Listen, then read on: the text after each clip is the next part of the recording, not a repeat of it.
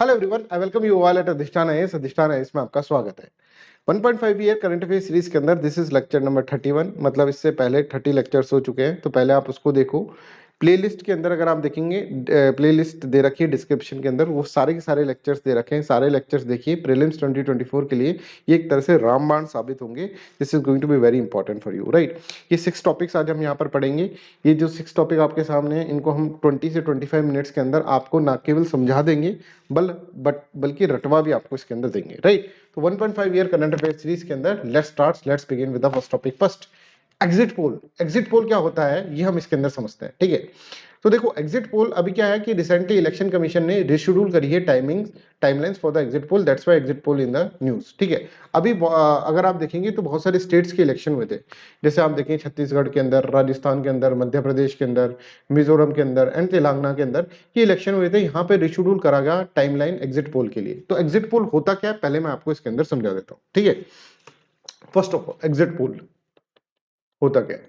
मान लीजिए मैं राजस्थान में रहता हूँ। राजस्थान में इलेक्शन हुए और मैंने वोटिंग करी, ठीक है। वोटिंग मैंने करी, जैसे मैं आपको दिखा दूं, अभी यहाँ पर साइन है इंक का, ठीक है। तो वोटिंग मैंने आपको वोटिंग करा, है ना। और वोटिंग करते ही जैसे मैं बाहर निकला तो एक महोदय ने मेरे से पूछा कि भाई साहब आपने किसको वोट दिया है। मैंने कहा कि मान लीजिए मैंने कहा कि मैंने बीजेपी को दिया है या फिर मैंने कांग्रेस को दिया है, ठीक है ना। ऐसा मैंने कहा कि बीजेपी या फिर कांग्रेस को मैंने वोट दिया है। तो इसने भाई ने नोट डाउन कर लिया। इसने मेरे से पूछा कि भाई साहब आप चीफ मिनिस्टर किसको चाहते हैं। मैंने बोला कि मान लीजिए भजन लाल तो मेरे दिमाग में दूर दूर तक नहीं था। मैंने कहा कि भाई गहलोत को चाहता हूँ या फिर वसुंधरा राजे सिंधिया को चाहता हूँ। इस तरह से मैंने उसको बताया, ठीक है। तो इसने भाई साहब ने 3-4 क्वेश्चन मेरे से पूछे और 3-4 क्वेश्चन नोट कर लिए। ऐसे ही सबके पास जा रहा है। जैसे लोग कोई वोटिंग कर रहा है तो उसके पास जा रहा है, और वोटिंग कर रहा है उसके पास जाके उससे यही सब चीजें पूछ रहा है। और इससे एक क्या कर रहा है, इससे एक पैटर्न बना दे रहा है। उस पैटर्न को क्या बोलते हैं, एग्जिट पोल बोलते हैं। मतलब समझ गए कि इलेक्शन जब आपने वोटिंग कर दी उसके बाद आपसे पूछा जा रहा है आपने किसको वोटिंग करी। That is known as exit poll. एक आपने सुना होगा ओपिनियन पोल भी सुना होगा। ओपिनियन पोल का मतलब ये होता है कि अभी इलेक्शन हुए नहीं है और उससे पहले जाके लोगों से पूछ रहे हैं। अभी वोटिंग हुई नहीं है, अभी वोट डाला नहीं है, ठीक है, कि अंगली पे शाही का निशान लगा नहीं है, उससे पहले क्या कर रहे हैं, उससे पहले पूछा जा रहा है। That is known as opinion poll. तो एग्जिट पोल की एक बार डेफिनेशन हम पढ़ लें। An exit poll ask voters which political party they are supporting after they have cast their votes in their election. Election में आफ्टर, ये after is very very important, है ना। This is known as exit poll. और before the election, election से before होता है तो that is known as what, that is known as opinion poll. वो ओपिनियन पोल होता है, ये इलेक्शन हुआ नहीं है, अभी वोटिंग हुई नहीं, उससे पहले पूछेंगे भाई साहब आप किसको देंगे और इसमें किसको दे दिया, राइट। एग्जिट पोल के अंदर इस तरह से होता है, राइट।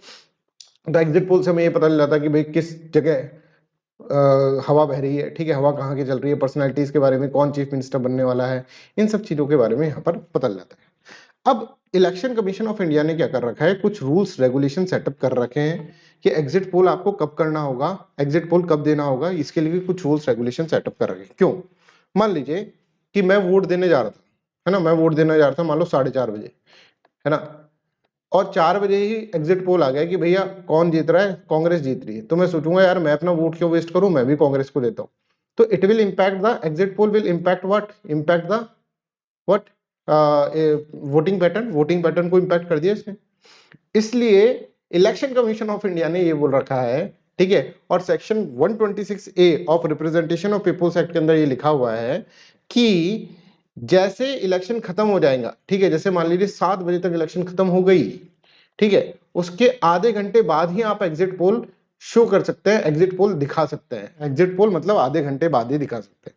जैसे राजस्थान के अंदर इलेक्शन मान लीजिए 6:30 बजे खत्म हो गए, तो 7 बजे बाद ही आप एग्जिट पोल के नतीजे दिखा सकते, ठीक है। I hope this is clear to everyone. तो exit poll regulation in India के अंदर देखिए, section 126A of representation of People Act prohibits मतलब मना करता है conduct of exit poll and dissemination of their result by the means of the print और the electronic media during the period mentioned therein between the hour fixed for the commencement of the poll and in the first phase and the half an hour after the time fixed for the close of poll for the last phase, ठीक है। अब यहां पर this is important in all state, ये भी इसके अंदर लिख रखा है। जैसे मैं तुमको एक एग्जांपल देता हूं, अभी 2023 के अंदर इन स्टेट्स के अंदर इलेक्शन हुए, तो आप देख रहे हैं कि छत्तीसगढ़ के इलेक्शन 17 नवंबर को खत्म हो गए। तो ऑब्वियसली 17 नवंबर के बाद 17 नवंबर को मान लो 7 बजे खत्म हुए तो 7:30 बजे एग्जिट पोल दे सकते हैं यहाँ पर? नहीं दे सकते। क्यों सर? यहाँ पर भी नहीं दे सकते। क्यों सर?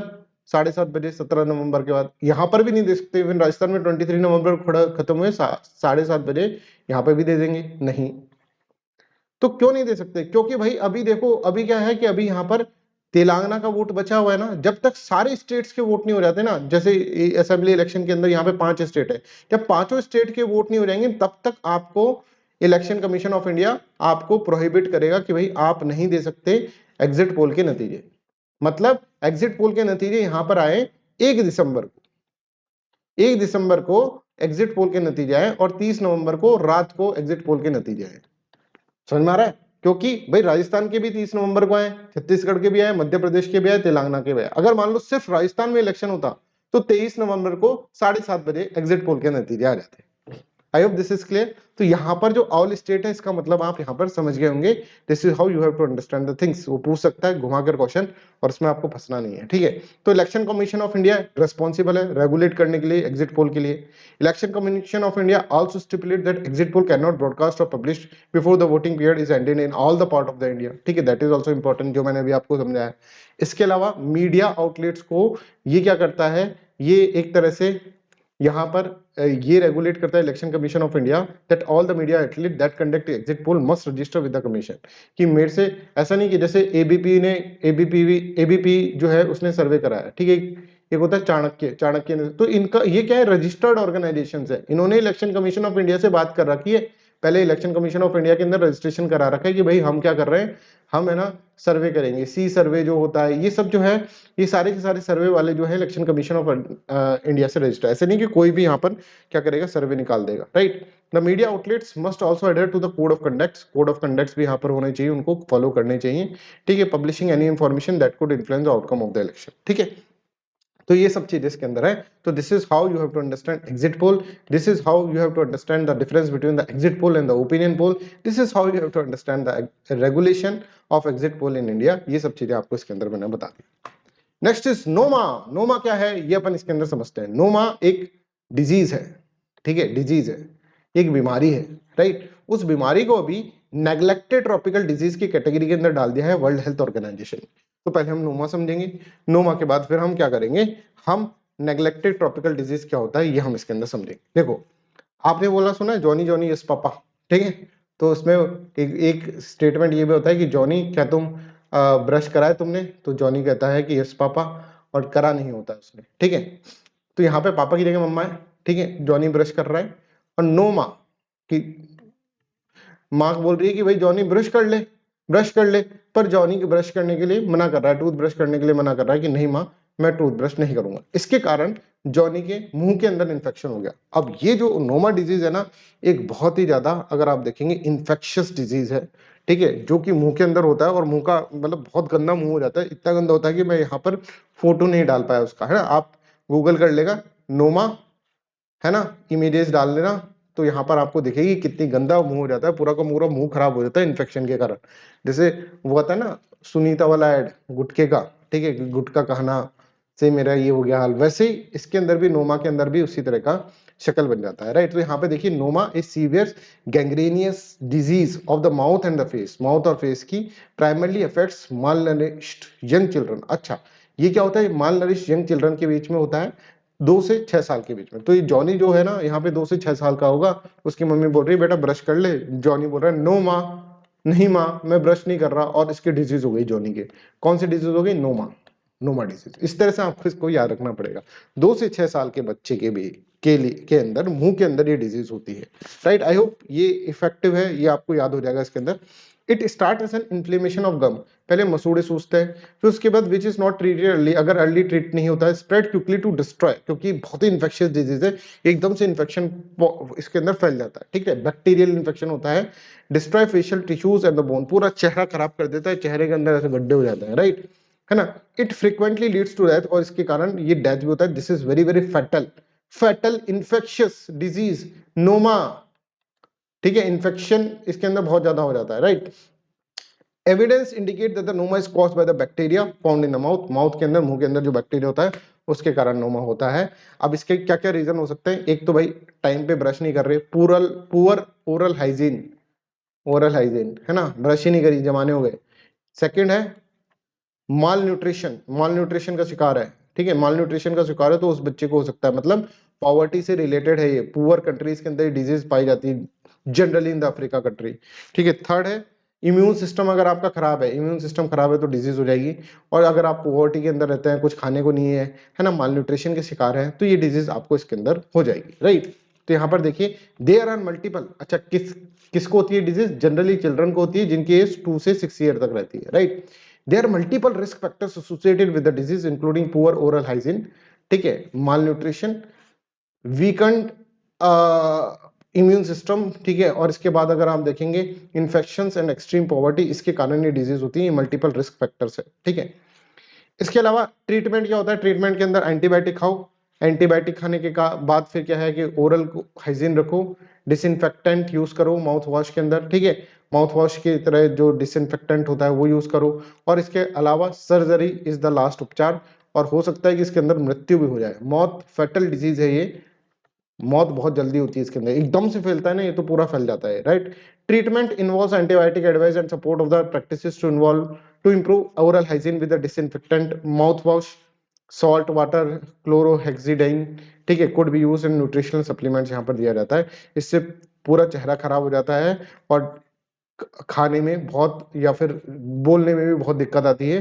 फेस सोशल स्टिग्मा, एक चेहरा खराब हो जाए तो लोग बाग देखना नहीं पसंद करते, तो सोशल स्टिग्मा से भी रिलेटेड है। और यहाँ पर एक सर्जरी इसके अंदर चाहिए होती है, क्योंकि चेहरा खराब, अगर ये डिजीज सही भी होगी तो चेहरा तो खराब हो ही गया, तो उसकी सर्जरी भी इसके अंदर चाहिए होती है। अब ये डिजीज के बारे में तो मैंने आपको पूरा समझा दिया, नोमा के बारे में तो पूरा समझा दिया, बट आप यहाँ पर समझिए कि अभी ये न्यूज के अंदर क्यों है। ये न्यूज के अंदर इसलिए है because this is A neglected tropical disease, ऐसा WHO बोलता है कि नेग्लेक्टेड ट्रॉपिकल डिजीज है। अब नेग्लेक्टेड ट्रॉपिकल डिजीज क्या होता है ये मैं आपको इसके अंदर समझाता हूँ। अच्छा, इससे पहले मैं आपको एक इन्फॉर्मेशन देता हूँ कि देखिए मैंने है ना बहुत सारी करंट अफेयर्स जैसे मैं बनाता हूँ, तो करंट अफेयर्स बनाते वक्त मैंने बहुत सारी करंट अफेयर्स की बुकलेट्स देखी, ठीक है ना। जैसे मेरे कम से कम नहीं तो सोर्सेज जो होते हैं ना, वो क्या होता है 10 से लेकर 12 सोर्सेज में यूज करता हूँ एक करंट अफेयर प्रिपेयर करने के लिए, ठीक है। अब मैं जब बुकलेट देखता हूँ करंट अफेयर्स की, तो कहीं पर भी मुझे ऐसी इंफॉर्मेशन नहीं मिलती जो कि आपके लिए 100% करेक्ट हो, 100% ऑथेंटिक हो, कहीं ना कहीं से कुछ ना कुछ गड़बड़ उसके अंदर होती है या फिर बहुत कम दे रखा होता है, ठीक है। तो मैंने ये डिसाइड करा है कि आप लोगों के लिए एक मैं बुकलेट निकालूंगा दिसंबर की मंथली बुकलेट, ठीक है। प्रीलिम्स की मंथली बुकलेट निकालते हैं ना, वैसे निकालूंगा, ठीक है। अभी क्योंकि मेरे पास टाइम है, मैं अभी कुछ कर नहीं रहा हूँ, ठीक है, सिर्फ यही इस तरह की क्लासेस ही ले रहा हूँ अभी, राइट। तो दिसंबर की प्रीलिम्स की बुकलेट मैं आपके लिए निकालता हूँ। आप मुझे बताइएगा कि कैसी आपको बुकलेट लगेगी, ठीक है। 1 से लेकर 5 जनवरी के बीच में वो बुकलेट यहाँ पर मैं लॉन्च कर दूंगा, ठीक है। उसके अंदर सब टॉपिक्स होंगे, सारे टॉपिक्स के अंदर रिसर्च वर्क होगा, ठीक है। वेबसाइट पूरा का पूरा वेबसाइट होगा, प्लस उसके अंदर टिप्स एंड ट्रिक्स भी होंगी।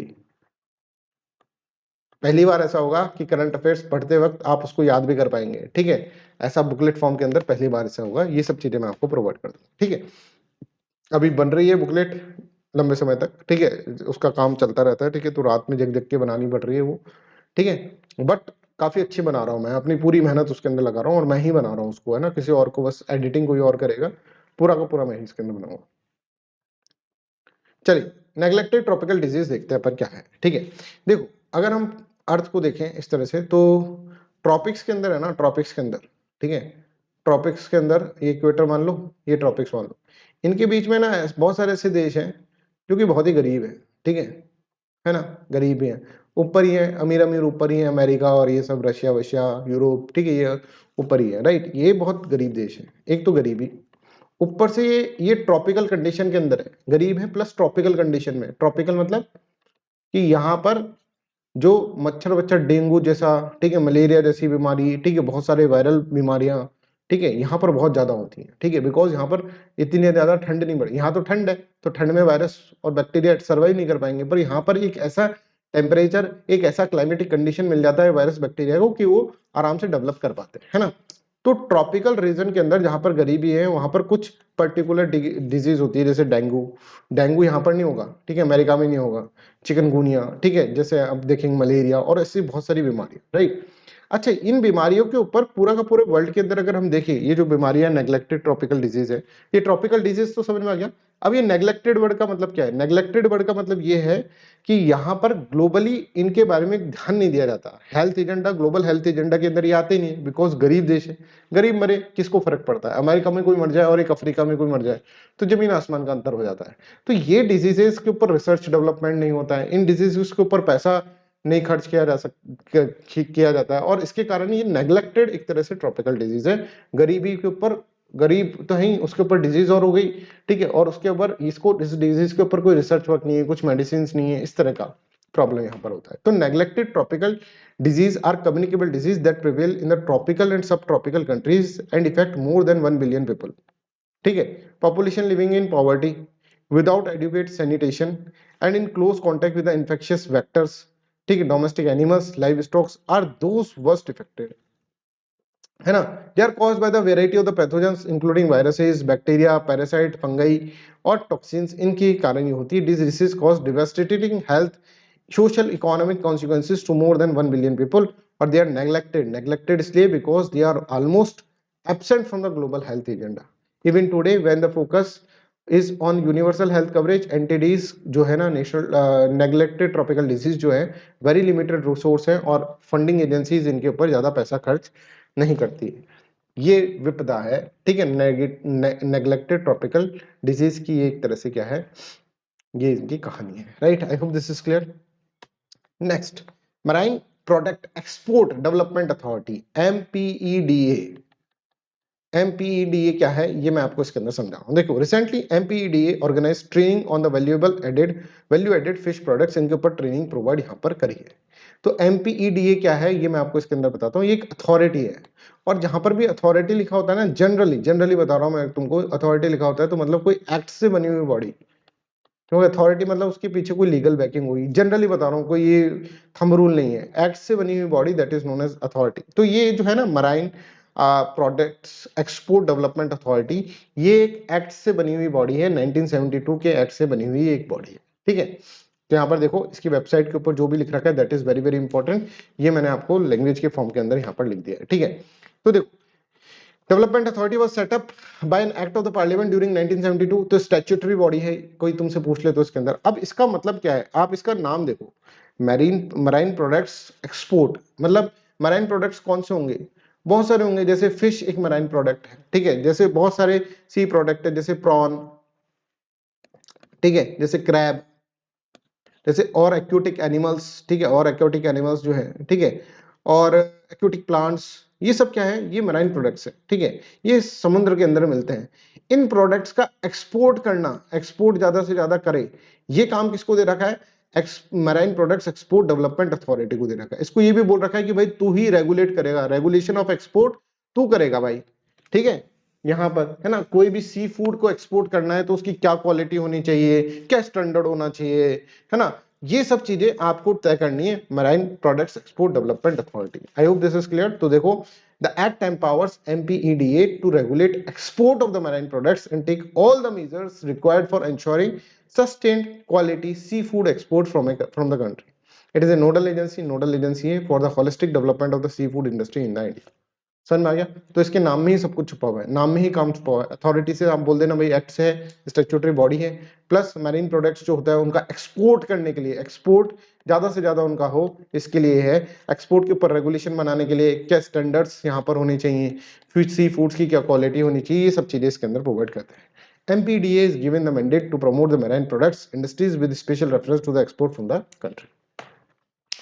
चलिए, तो देखो यहाँ पे इसकी वेबसाइट पे गए तो वेबसाइट पे बहुत अच्छी बात है, all variety of fishery products known commercially as shrimp, prawn, lobster, crab, fish, shell fish, other aquatic animals of the plant और part thereof and any other products which is authority may be by notification Gazette of India के अंदर इसने कर रखा है, उसको ये regulate करेगी पूरा, ठीक है, to regulate export of the marine products and take all the major required for the sustained quality sea food products, right.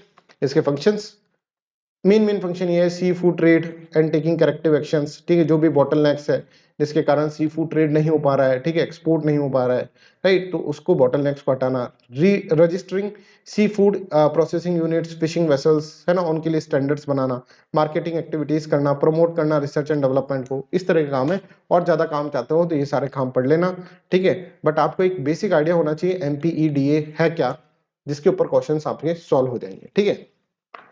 Next is Gelephu smart city project. भाई ये क्या है गैलीफू स्मार्ट सिटी?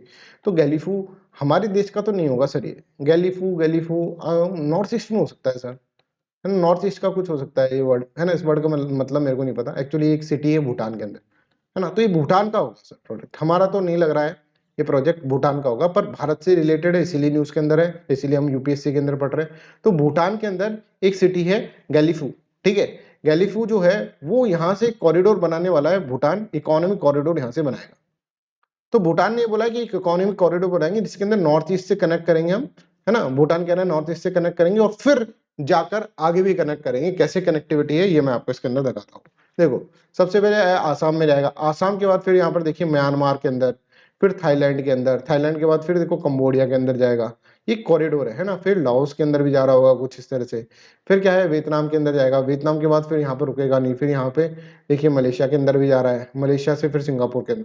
तो ऐसा कोई कॉरिडोर बनाना चाह रहा है कि भूटान से स्टार्ट हो और सिंगापुर तक चले, मतलब भूटान किस में आता है, एशिया में आता है सर, एशिया, और ये सब क्या है, ये साउथ ईस्ट एशिया है सर, एशिया और साउथ ईस्ट एशिया को मिलाने वाला एक कॉरिडोर बनाने की बात चल रही है। ओ माय गॉड सर, ये तो बड़ा सही हो जाएगा, यहाँ पर ऐसा कॉरिडोर बन जाए तो फिर तो सर ट्रेड की बल्ले बल्ले हो जाएगी, ठीक है। The propose land connection from the Gelephu transferring traversing Assam and the north Indian states extend to the Myanmar, Thailand, Cambodia, Laos, Vietnam, Malaysia and the Singapore, ठीक है, ये इस तरह का होगा, जरूरी नहीं है, ये ऐसा भी हो सकता है, मतलब लैंड टू लैंड ही है ये, है ना, तो ऐसे ये कनेक्ट करके भाई तू भी आ जा, तू भी आ जा, सब आ जा, और फिर अपन Malaysia Singapore, land to land ही है ना, सी सी का नहीं है। तो द प्रपोज लैंड कनेक्शन कहाँ से स्टार्ट हो रहा है, भूटान से, भारत के अंदर आसाम के अंदर जाकर फिर ये म्यांमार में जाएगा, म्यांमार के अंदर जाके इस तरह से थाईलैंड में, लाओस में, कंबोडिया के अंदर, सिंगापुर, मलेशिया के अंदर, याद रख लोगे, है ना, इन कंट्रीज को आप याद रख लेना, ठीक है।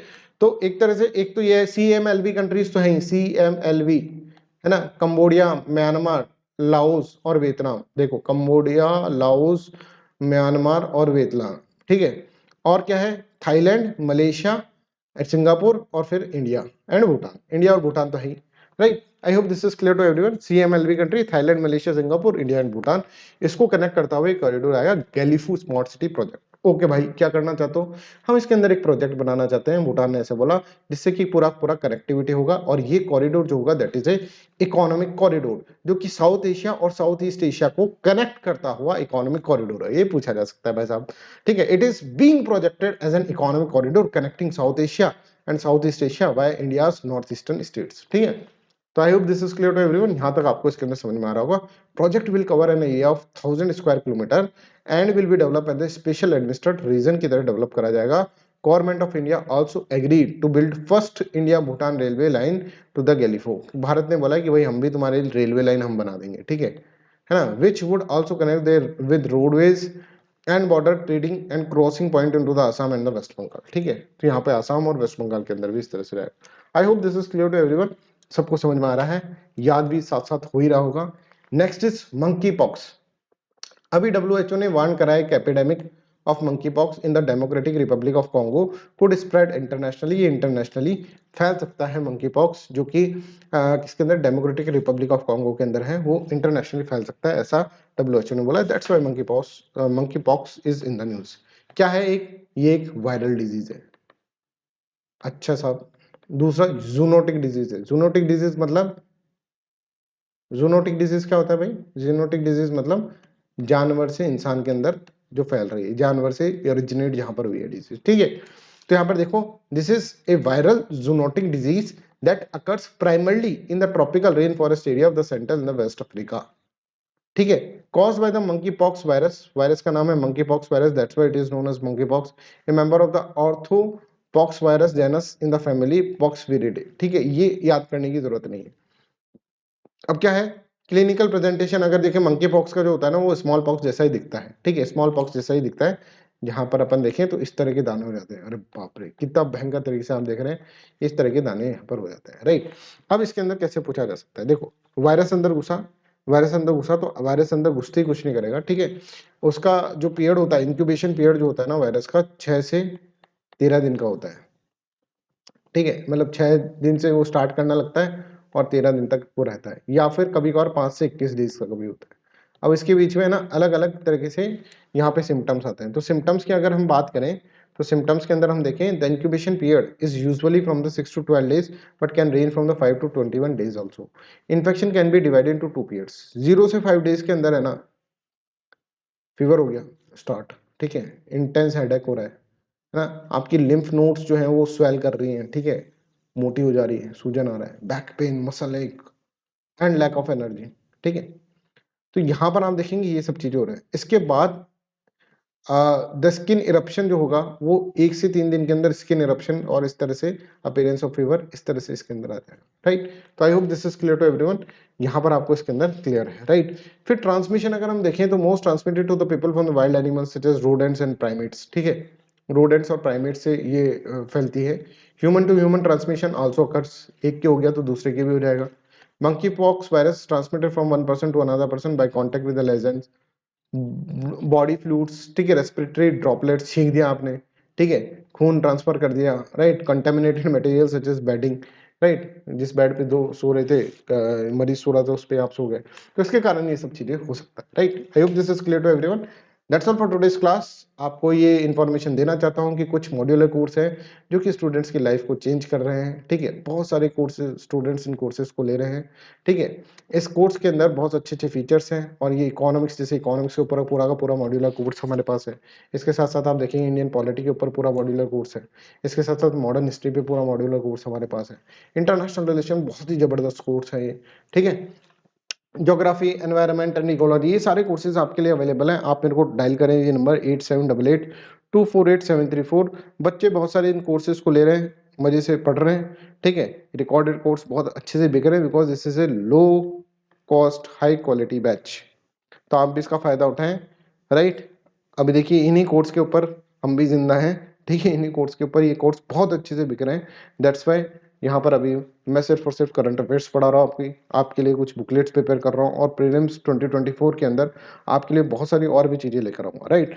तो सभी बच्चों को बताएं, अपने दोस्तों को बताएं, ज़्यादा से ज़्यादा ये कोर्स बिकेंगे उतना अच्छा मैं आपको फ्री ऑफ कॉस्ट यहाँ पर टीचिंग प्रोवाइड कर सकूँगा। That's all for today's class. Thank you so much, bye bye, take care and have a nice day.